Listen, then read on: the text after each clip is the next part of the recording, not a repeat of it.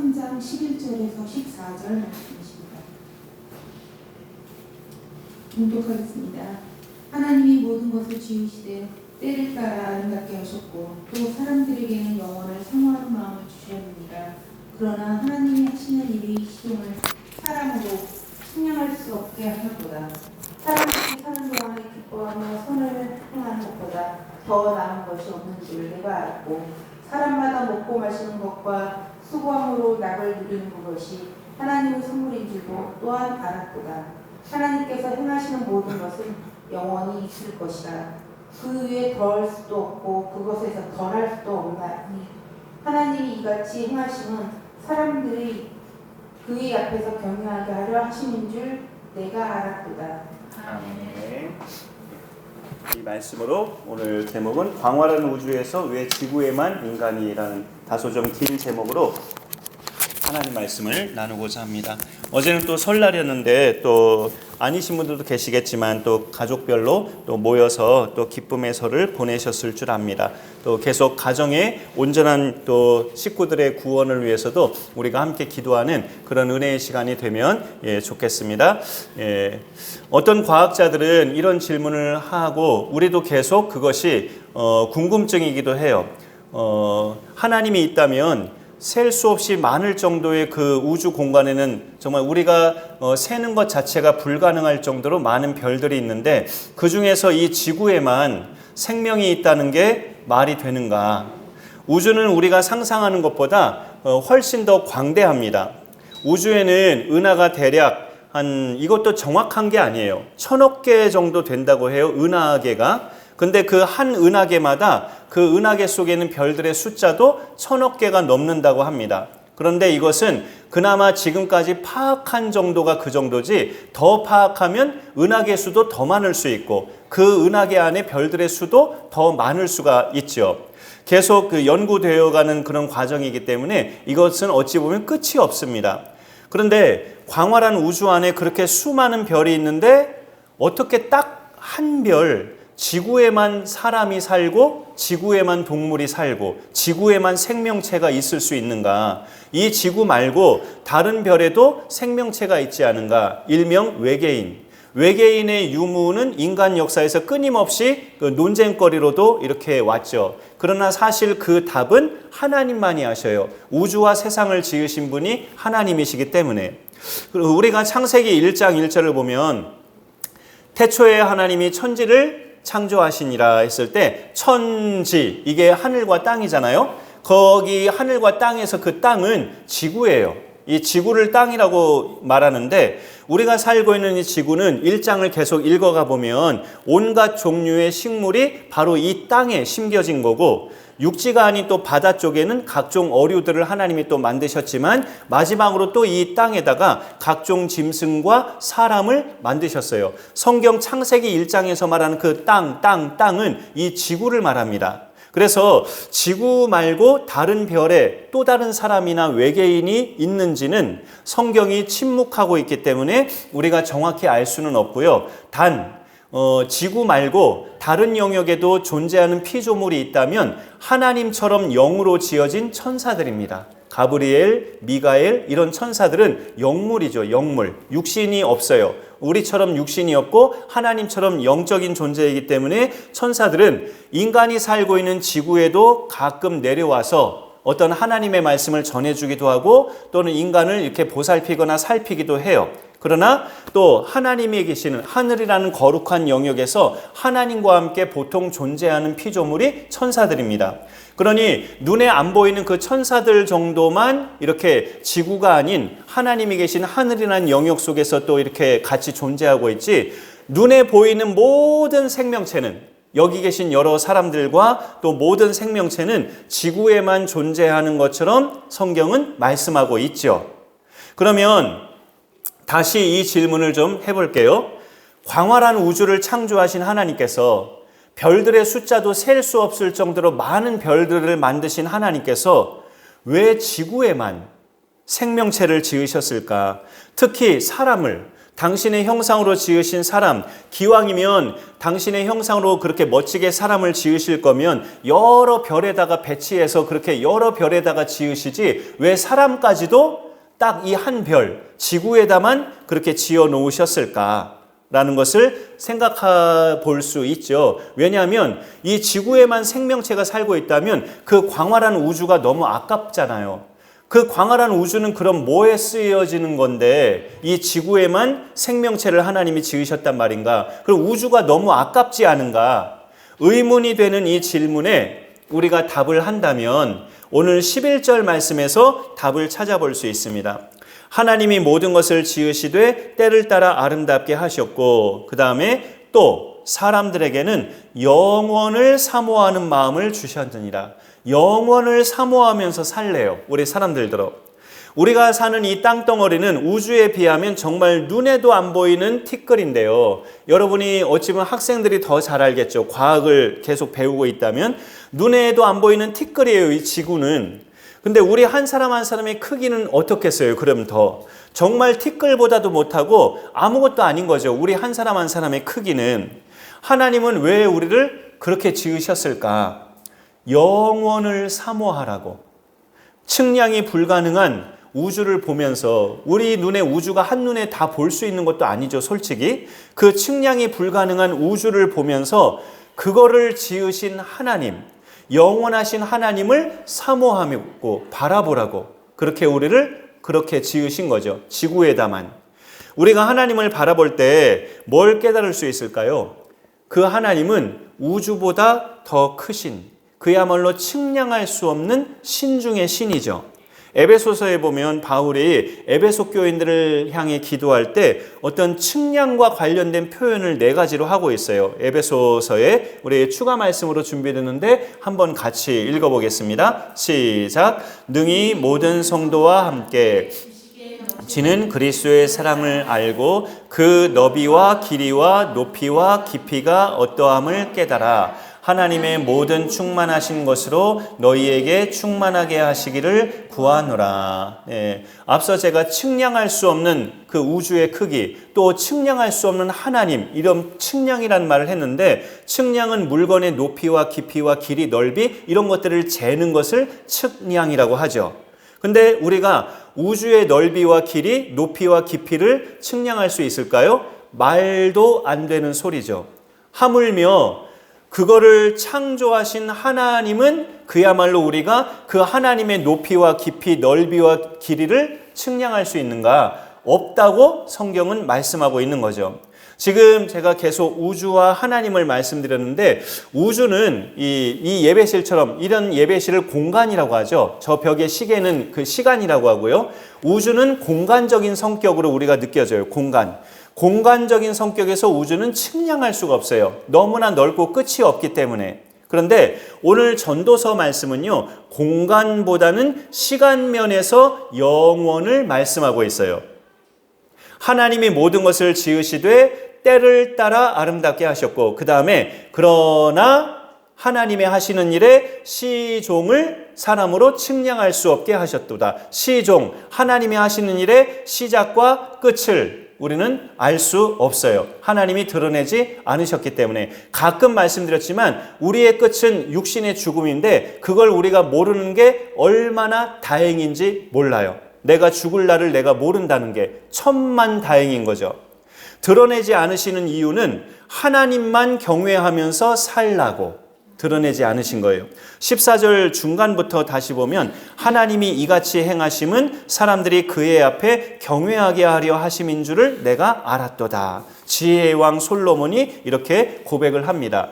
우리가 한눈에 다 볼 수 있는 것은 크지 않아요. 저도 제 시야에 한눈에 다 볼 수 있는 것은 한 이 정도 예배실 공간, 이거보다 조금 더 큰 공간, 체육관 정도, 그 정도만 한눈에 다 들어오죠. 저희 집이나 우리 교회나 똑같이 신월 7동인데 집사님 가정도 마찬가지지만 집에서 교회까지 제 걸음으로 걸으면 한 10분가량 걸려요. 걸어서 10분이니까 먼 거리가 아니잖아요. 하지만 집 근처까지 이제 가면 분명한 사실인데 집 근처까지 가면 우리 교회 간판은 안 보여요. 당연한 이야기지만 우리 교회 간판이 어디 정도까지 갈 때 끝자락이 가까스로 보이냐면 교촌치킨집. 여기서 나와서 교촌치킨집까지 갈 정도만 우리 교회 간판이 아슬아슬하게 보이고, 그 다음에 더 한 발짝 가면 우리 교회 간판이 이제 아예 안 보여요. 이렇게 뼈다귀 감자탕집까지만 가도 교회 간판은 전혀 안 보입니다. 우리는 내 시야에 들어오는 것이 그렇게 크지 않아요. 별로 안 커요. 하물며 우주가 내 눈에 다 들어온다고요? 말도 안 되는 100% 불가능한 일이에요. 그러면 그보다 더 당연하게 불가능한 일은 우주를 지으신 하나님을 내가 다 안다는 거. 그거는 말도 안 되는 소리입니다. 하나님이 하시는 일의 시작과 끝을 내가 안다는 거, 하나님을 내가 다 이해할 수 있다는 거, 그거는 그분과 함께 우리가 영원한 천국에서 살기 전까지는 100% 불가능한 일이에요. 그러니 우리는 이 세상에서 사는 동안에 오늘 말씀처럼 영원을 사모하고 하나님을 경외하는 신앙생활이 잘 이루어져야 합니다. 이 영혼은 뭘 가리키는 거냐? 하나님 아닌가? 맞는데 이 영혼은 하나님만 해당하시죠. 솔직히 예수 믿는 우리도 요한복음 3장 16절에 그를 믿는 자마다 영생을 얻게 하려 하심이라 말씀하기 때문에 우리가 예수님을 믿으면 영생을 얻었어요. 그러면 죽어도 영원히 사는 거죠. 우리의 영혼은. 그러면 우리도 하나님처럼 영원한 대상들이잖아요? 라고 말할 수 있지만 우리는 태어난 날이 있지 않습니까? 태어난 날이. 우리는 모체에서 이렇게 우리가 잉태되기 전까지는 우리는 이 세상에 없었어요. 누구는 1940년대 이전에는 안 계셨던 분이고, 누구는 1960년대 이전에는 안 계셨던 분들이죠. 누구는 2000년대가 되기 전에는 없었던 대상들이에요. 우리는 다 잉태되기 전까지는 이 세상에 없었단 말이에요. 그러나 하나님은 영원 전부터, 창세 전부터 계신 분입니다. 정확히 말하자면 하나님은 출생도 없고 죽으실 날도 없는, 그야말로 영원히 살아계신 신이에요. 그러니 영원을 사모한다는 것은 하나님을 사모한다는 말인데, 감사하게도 그 마음을 하나님이 우리에게 주셨다고 알려줘요. 모든 것을 지으시되 때를 따라 아름답게 하셨고 특별히 사람들에게는 영원을 사모하는 마음을 주셨나니라고 말하잖아요. 그 영원을 사모하는 마음을 하나님이 주셨기 때문에 우리는 그 마음을 지키면 돼요. 내가 하나님을 사모해야지. 하나님, 제가 영원을 사모하게 해주옵소서. 내가 노력한다고 사모해지는 게 아니라 그런 마음을 하나님이 우리에게 주셨대요. 그러니 그 마음을 지키면 하나님을 사모하게 돼 있다고요. 우리가 하나님을 찾게 돼 있어요. 하나님 없이는 나는 못 삽니다라고 고백하게 돼 있단 말이죠. 그 마음을 하나님이 우리한테 주셨기 때문에. 이 전도서 앞에는 잠언이 있죠. 잠언에는 이런 말씀이 있어요. 짧은 두 말씀으로 끊어봤는데 한 페이지로 같이 한번 보겠습니다. 차례대로 읽어볼까요? 시작. 여호와를 경외하는 것이 지식의 근본이거늘. 그 다음에 여호와를 경외하는 것이 지혜의 근본이요. 잠언에 보면 지식이든 지혜든 그 근본은 하나님을 경외하는 데서 시작이 된다고 알려줍니다. 여러분, 잠언에서 말씀하는 지혜와 지식은 지금 저걸 토막으로 짧게 끊어서 그렇지 저 문맥에서 보면 뭐가 지혜요 지식이냐?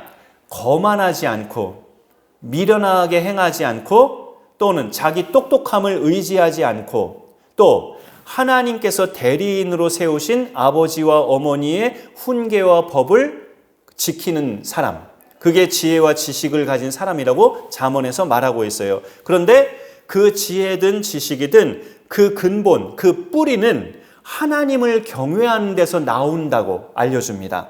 그렇기 때문에 아무리 똑똑해 보이는 사람도 하나님을 모르고 하나님을 부정하는 사람은 지혜와 지식을 가졌다라고 말할 수는 없어요. 의학이 눈부시게 발달한 이 현대에도 우리 주변을 보면 암에 걸리는 사람은 참 많아요. 여전히. 건강검진 하다가 다행히 초기에 발견한 사람은 금방 또 치료받고 다행이지만 안타깝게도 사기나 말기에 가서야 발견되는 사람도 있어요. 그렇게 뒤늦게 발견한 사람은 대부분 어떤 사람이냐? 자기 몸에 이상 증상이 계속 느껴져서 뒤늦게 병원을 찾아간 케이스죠. 그런데 만약에 누군가가 암을 초기부터 당사자가 자각할 수 있게끔 하는 비법을 개발했다면 굉장히 획기적인 업적이잖아요. 돈 많이 벌겠죠. 그런 사람이 나온다면. 그러나 그가 하나님을 모른다면 그는 지혜와 지식을 가졌다라고 말할 수 없다는 거죠. 그런 개발도 하나님이 주시는 일반 은총과 재능과 똑똑함을 주셔서 그런 사람이 개발을 한 건데, 자기가 그걸 인정하지 않으면, 내가 똑똑해서 내가 정말 주야로 잠 안 자고 연구해서 내가 개발한 건데 뭔 하나님이야 하면서 하나님을 인정하지 않으면 아무리 탁월한 의학 박사라 해도 그 사람은 지식과 지혜가 있다고 말할 수 없는 거라는 거예요. 잠언이 그렇게 선포하고 있으니까. 어떤 분야에 전문 지식이나 업적이 없어도 하나님을 예배하고 그분의 말씀을 따라 부모를 공경하고 겸손하게 행하고 남들에게 양보하고 지는 듯 하면서도 미련하게 행하지는 않고 하나님만을 참신으로 인정하는 사람만이 그렇게 살아갈 수 있어요. 그런데 그런 사람을 성경에서는 지혜와 지식을 가진 사람이라고 말씀해요. 잠언에서 말씀하는 이 여호와를 경외하는 것, 이게 여기 전도서에는 사람이 하나님을 그렇게 만들어 가신대요. 하나님을 경외하도록. 오늘 그 14절에 아까 하반절 읽은 거에 그렇게 표현되어 있었죠. 하나님이 이같이 행하심은 사람들이 그의 앞에서 경외하게 하려 하심인 줄을 내가 알았도다. 하나님을 경외하게 만드는 대상이 누구라는 거예요? 하나님이시라는 거예요. 너희는 나를 경외하라. 하나님이 우리를 그렇게 만들어 가신다는 거예요. 우리의 노력으로 된다기보다. 그래서 감사한 일이죠. 그렇게 잘 따르면 되는 거예요. 우리가 하나님의 인도를 잘 따르면 자연히 하나님을 경외하는 사람이 되고 하나님 없이는 못 산다고 고백하는 사람이 되는 거죠. 그런 믿음의 사람으로 하나님의 인도하심을 잘 따를 수 있기를 소망해 봅니다. 그 전도서의 마지막 결론은 그런 말씀이 있어요. 여호와를 경외하는 것이 모든 사람의 본분이니라. 그런 말씀으로 결론을 맺어요. 전도서가. 근데 이 경외라는 말은 일반적인 순 우리말로 두려움이란 말인데요. 하나님을 경외한다. 그럼 하나님을 두려워한다는 뜻인가? 하나님을 믿는데 왜 두려워하지? 이렇게 생각이 들 수 있잖아요. 거기에서 두려움이란 개념은 노예가 주인을 무서워하는 그런 성격의 두려움이 아니라 자식이 아버지를 두려워하는 그런 성격의 두려움이에요. 폭력적인 아버지 말고 부모로서의 그냥 일반적인 아버지요. 자식이 아버지를 향해 가지는 그런 두려움을 말해요. 하나님을 두려워한다는 거. 그건 무슨 뜻입니까? 공경에서 나오는 두려움이에요. 내 아버지니까, 내 엄마니까 나를 낳아주신 분, 내가 공경해야지. 공경에서 나오는 두려움이 경외입니다. 경외. 그러니까 하나님은 무서워서 두려워하는 게 아니라 공경에서 나오는 두려움이에요. 그거를 경외라고 해요. 여호와를 경외하는 것이 사람의 본분이라고, 사람이 제일 할 일이라고 그렇게 말씀하고 있어요. 우리는 광활한 우주만 봐도 경탄을 금할 수가 없는데 그거를 지으신 하나님이 그것도 오직 말씀으로만 있으라 말씀으로만 지으셨다는 사실을 알게 되면 안 놀라는 게 비정상이고 그분을 경외할 수밖에 없어요. 그리고 더 놀라운 것은 그렇게 엄청나신 분이 티끌보다 작은 나 한 사람과 연결이 돼서 아버지와 자녀의 관계가 된 상태라는 걸 알면 정말 그분을 사모할 수밖에 없다는 거죠. 내가 뭐라고 그 우주보다 크신 하나님이 티끌보다 작은 나를 그렇게 자녀로 아버지와 자녀의 관계로 삼으셨단 말인가. 경탄할 수밖에 없고 그분을 경외할 수밖에 없고 그분을 사모할 수밖에 없는 그런 사실이 되는 거죠. 그러면 아까 이런 말씀을 드려봤잖아요. 하나님께서 그렇게 광활한 우주도 지으시고 엄청나게 셀 수 없는 많은 별들을 지으셨는데 어떻게 지구라는 그 딱 한 별에만 생명체들을 갖다 두셨을까? 외계인이 분명히 있지 않겠어? 이런 의문을 우리가 가져보지 않겠냐고 아까 그랬잖아요. 근데 하나님은 그렇게 하셔도 상관없어요. 지구에다만 생명체가 있어도 그 광활한 우주에서 지구만도 하나님은 선명하게 보실 수 있기 때문에 그게 하나님의 능력이죠. 우리는 어떤 사람과 약속을 했을 때 그 약속 장소가 너무나 드넓고 광장같이 드넓고 너무나 인산인해로 사람이 많다면 내가 만나야 할 사람 찾는 것도 굉장히 힘들어요. 그렇죠? 시간이 걸리고 어디 있어 하면서 다시 휴대폰 전화해보고 어디 여기 탑 앞에 있어 하면서 그 사람이 말해주면 가까스로 찾잖아요. 너무나 넓고 사람이 많으면. 근데 그건 우리의 능력이 그것밖에 안 된다는 거죠. 하나님의 능력은 광활한 우주에서 지구도 뚜렷하게 볼 수 있는 능력이에요. 나 한 사람을 뚜렷하게 보실 수 있는 능력자 하나님이시라고요. 하나님은 우주를 작게 보실 수 있는 능력도 있고 티끌만한 지구를 크게 보시는 능력도 있어요. 이거를 우리가 인정한다면 이 지구에만 생명체가 있다 해도 그게 이상할 게 없는 거죠. 하나님은 다 보실 수 있으니까. 그런데 이 지구에 우리가 사람이 살고 있다 해도 하나님이 나를 보실 때는요, 지구에 살고 있는 나를 보시는 게 아니고요, 우주 속에서 존재하는 나를 보셔요. 우리 이 지구도 우주 속에 있잖아요. 그건 사실이죠. 우주 바깥에 이 지구가 있는 게 아니니까. 그러니까 하나님은 나를 보실 때 땅에서 살고 있는 나를 보시는 게 아니라 우주 전체에서 나 한 사람을 보신다고요. 그것도 하나님의 능력이죠. 우리는 우주 전체 크기에 비하면 나 한 사람의 크기는 보이지도 않잖아요. 티끌보다도 더 작잖아요. 근데 하나님은 보신다고요. 슈퍼맨처럼. 그게 하나님의 능력이죠. 그러니까 그게 우리로서는 경탄을 금할 수 없는 거예요. 그 우주 속에서 나 한 명을 하나님은 쳐다보고 계신다는 거. 하나님의 능력이 어느 정도냐면 이거는 그게 말이 돼요? 라고 여러분이 반문하실 수 있는데 나 한 사람한테 우주를 선물하실 수도 있어요. 그게 하나님의 능력이에요. 그 정도의 능력입니다. 가히 상상할 수가 없는 이야기죠. 그런데 놀라운 것은 그보다 더 귀한 거를 하나님은 선물하셨어요. 당신의 아들.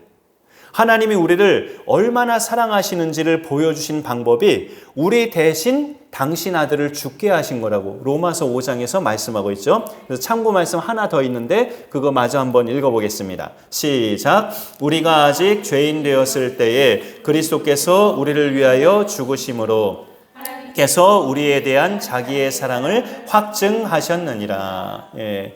하나님의 사랑의 크기는 우주보다 더하다는 거죠. 한마디로 말해서. 능력면에서 하나님은 우리한테 우주를 선물하실 수 있기까지 한데 그보다 더 큰 거를 선물하셨어요. 당신의 아들 예수 그리스도를. 우리가 예수님을 믿음으로 얻은 결과들이 뭡니까? 성경에 쭉 나와 있는데 죄사함과 구원, 영생과 천국, 그 다음에 하나님의 자녀된 특권, 그 다음에 하나님의 사명자로 이 땅에서 사는 것, 이런 것들을 선물로 받았어요. 하나님이 우리에게 주신 이 귀한 선물들을 생각하면 뭐가 또 자연히 깨달아질까요? 사람마다 조금씩 다를 수 있긴 하는데 이렇게 죄사함과 구원과 영생과 천국과 하나님의 자녀됨의 특권과 이 땅에서 아무나 할 수 없는 하나님의 일을 이루는 사명자로 그 다양한 것을 나에게 선물로 주셨다? 그럼 뭐가 자연스럽게 깨달아질 수 있을까요? 나는 참 부요하구나. 모든 것을 나는 가진 자구나 라는 것을 영적인 의미에서 믿음의 사람으로만이 우리가 깨달아 알 수 있는 놀라운 사실이죠. 우리가 살면서 겪을 수 있는 어려움들이 있잖아요. 그 중에서 지금 좀 송구스러운 말이지만 저도 나름대로 겪고 있는 어려움이 경제적 어려움이에요. 우리에게 발생하는 많은 어려움 중에 경제적인 어려움이 있는데 좀 흥미로운 것은 이 경제적인 어려움이라는 것은 이런 경우도 있어요. 원래는 그게 어려움이 아니었는데 다른 어려움이 먼저 생겼는데 그게 경제적인 것으로 이어지는 케이스가 있어요. 내 몸에 중병이 걸렸는데 내가 경제적인 어려움이 원래 없었던 사람인데 몸에 중병이 생겼어요. 그래서 계속 병원 치료받고 장기 입원하고 항암 치료받고 그러면 큰 돈이 나가죠. 그러면 자연히 경제적인 어려움이 따라오게 되겠죠. 또 다른 경우지만 집안 식구 중에 자꾸 사고 치는 식구가 있을 때 오토바이 사고 나서 그냥 부모가 100만 원 지불하고 시비 거는 사람한테 주먹질 했다가 경찰서에 끌려가서 그냥 또 100만 원 나가고 그 사고 수습할 때마다 100만 원 나가고 200만 원 나가고 한다면 그것 때문에 그 집은 경제적인 어려움이 따라올 수가 있죠. 그런데 그런 것들은 일체 없는데 그런 것들과는 전혀 상관없이 순전히 경제적인 어려움만 생기는 경우도 있잖아요. 직장에서 잘린 경우가 대표적인 예죠. 가족들 모두 건강하고 사고 치는 식구도 한 명도 없고 그런데 딱 한 가지 경제적인 어려움만 있어요. 그 집에. 그런데도 사람은 연약해서 그거 한 가지만 터져도 숨이 막히는 것 같고 근심과 걱정에 마음이 눌려요. 솔직히 경제적인 어려움은 내가 암에 걸린 것보단 덜 심각해요. 경제적인 어려움은 집 식구 중에 사고 치는 식구보다 덜 심각한 거예요. 어찌 보면. 그럼에도 우리는 그거 한 가지만 닥쳐도 마음이 가라앉고 절망에 빠지기도 해요. 그거를 사라지게 하는 비결이 뭘까요? 하나님이 우리 마음에 주신 영원을 사모하는 마음, 그 마음을 잘 지키는 겁니다. 창세전부터 계신 하나님, 측량할 수 없는 우주를 지으신 하나님, 그리고 우주보다 더 귀한 예수 그리스도를 주신 하나님, 그분을 사모하고 그분을 경외하면 마음이 넉넉해지겠죠. 넉넉해지면서 모든 염려와 근심은 하나님께 맡길 수 있는 믿음이 단단해지죠. 우리는 풍족한 사람들만 봐도 내 모습이 괜히 초라해지는 것 같고 마음이 우울해지기도 해요, 사실. 그런데 여러분, 초라함으로만 따지자면 뭐가 제일 초라할까요? 우주 안에 있는 이 지구의 크기, 그게 저는 제일 초라하다고 생각돼요. 우리 집 옆에 부자가 산다 했을 때 그 부자와 나를 비교해 보면 초라하게 느껴지잖아요. 우리 친구들이 다른 친구 집에 놀러 가는데 우리 집보다 비교가 안 될 정도로 부잣집에 놀러 가면 왠지 내가 초라한 것 같은 느낌이 살짝 들 수도 있잖아요. 그런데 진짜 초라한 건 뭐냐면 우주의 크기에 비하는 이 지구의 크기가 진짜 초라한 거예요. 다른 건 초라한 게 아닙니다. 그런데 놀라운 것은 하나님은 그 우주 속에서 지구보다 훨씬 작은 나 한 사람을 보고 계신다는 것. 그냥 보고만 계시는 게 아니라 내 형편들을 살피셔서 채워 가신다는 것. 이게 놀라운 사실이죠. 우리가 이것만 알아도 내가 초라하다는 생각은 날려버릴 수 있습니다. 우주보다 크신 하나님을 생각하면 우리 마음이 넉넉해지고 그분이 날마다 부어주시는 은혜 때문에 나도 부요해지지만 내가 다른 사람들까지 부요하게 만들 수 있는 넉넉함이 생겨요.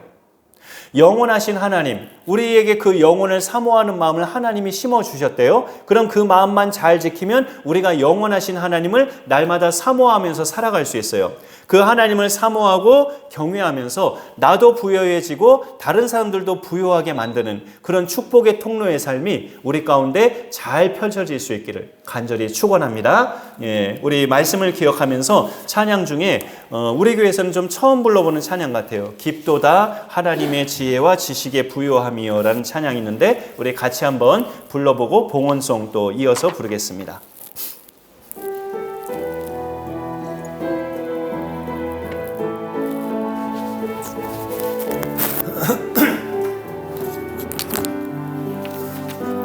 깊도다 하나님의 지혜와 지식의 부요함이여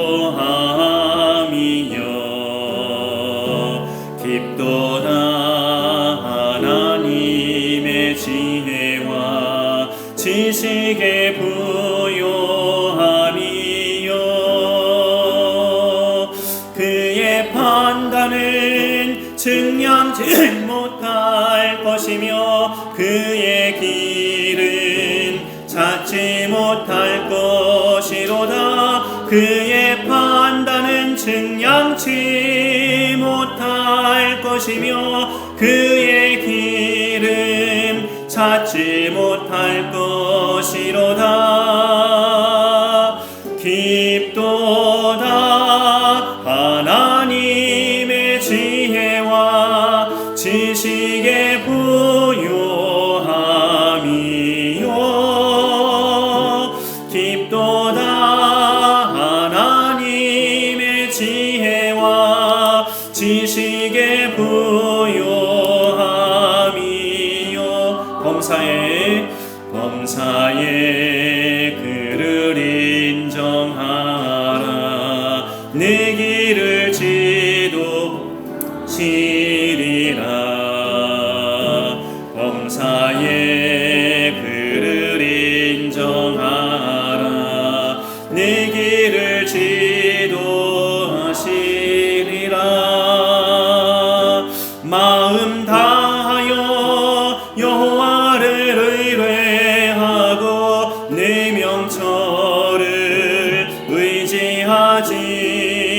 말라. 마음 다하여 여호와를 의뢰하고 네 명철을 의지하지 말라.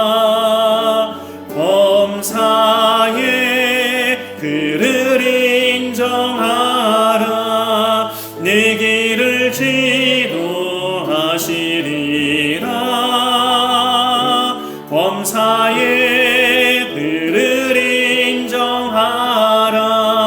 내 길을 지도하시리라.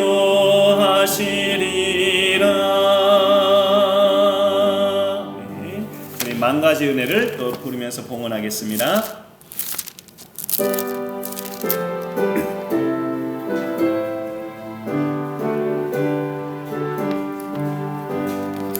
만 가지 은혜를 받았으니 내 평생 슬프나 즐거우나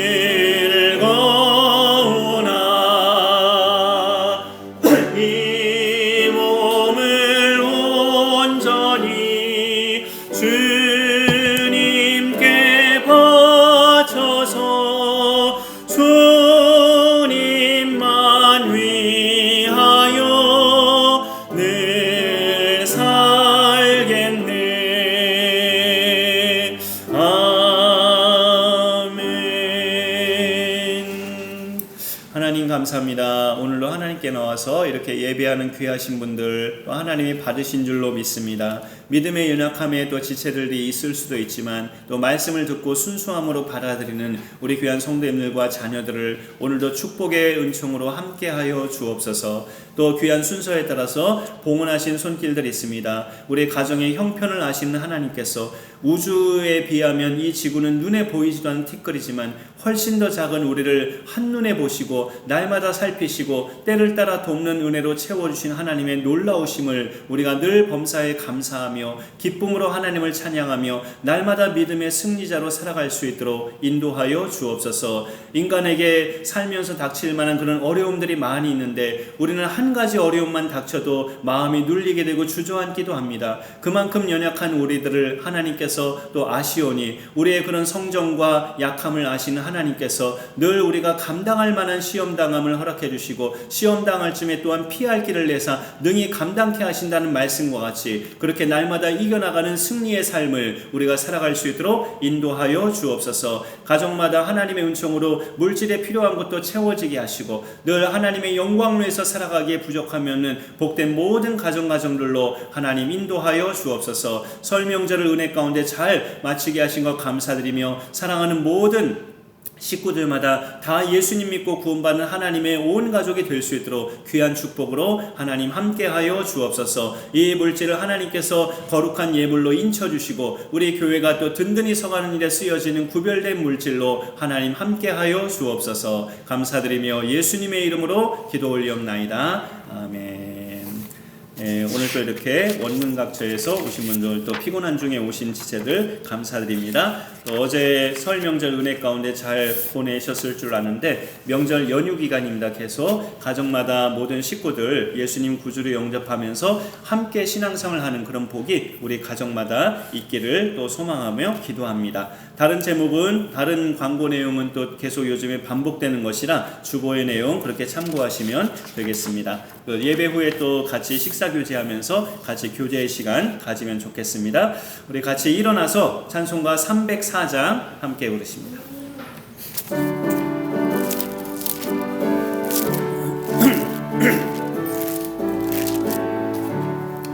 그 크신 하나님의 사랑 말로 다 형용 못하네. 저 높고 높은 별을 넘어 이 낮고 낮은 땅 위에 죄범한 영혼 구하려 그 아들 보내사 화목제물 삼으시고 죄 용서하셨네. 하나님 크신 증량나무